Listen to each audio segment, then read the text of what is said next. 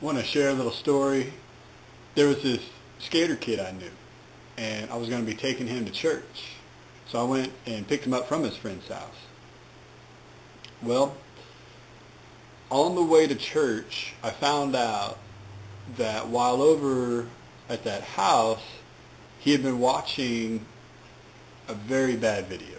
Apparently, he had been watching a real satanic ritual, and I don't want to go into detail as to what all happened in that video, but it was bad. It's very graphic and very bad.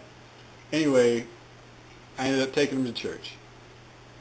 We had a good church service at a neighborhood church in Sapulpa, Oklahoma. There was nothing really spectacular about the service, but there were some people there who were loving and kind. And we went through that service and ended up driving back to his house. When we got to his driveway, I just shared how Jesus had saved my life and how Jesus had freed me from drug addiction and from all these things, and how my life was so much better with God. And then I asked him, I said, would you like to pray and ask Jesus into your heart?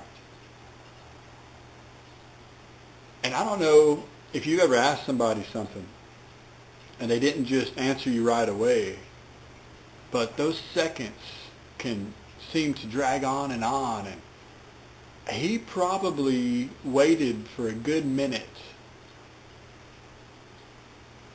and then he said yes. So we prayed right there, and that guy asked Jesus into his heart.